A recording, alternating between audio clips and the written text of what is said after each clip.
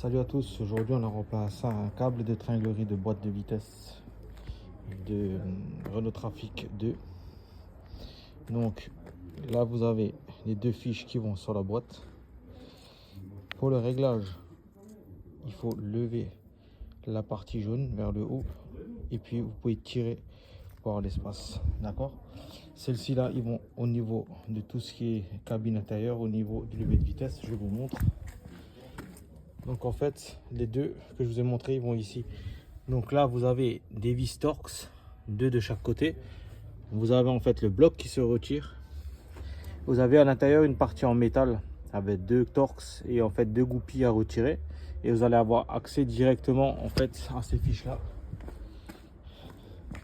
D'accord, qui sont connectés sur le levier de vitesse, eux sur la boîte. Voilà, donc du coup, on est directement donc, là. D'accord, vous avez des goupilles ici, là. Vous avez deux goupilles et ici, vous avez la partie réglable qui se trouve là, ici à régler. Et là, la partie de remplacement, de changement de vitesse. Voilà, donc c'est rien de trop compliqué. En fait, une fois que vous avez retiré le cache qui est ici, vous allez avoir deux écrous de 10. En fait, pour pouvoir retirer un espèce de support en caoutchouc qui est ici. Qui est là, vous voyez. Et ici, là, vous avez des trous.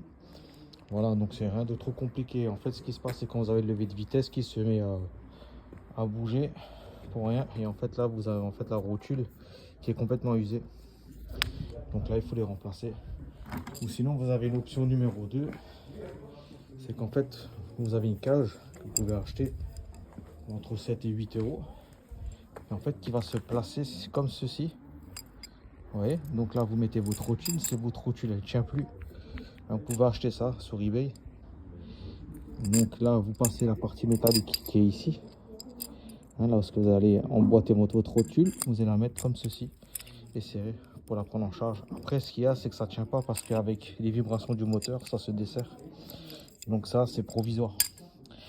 Mais le mieux, c'est de changer directement le câble de tringlerie.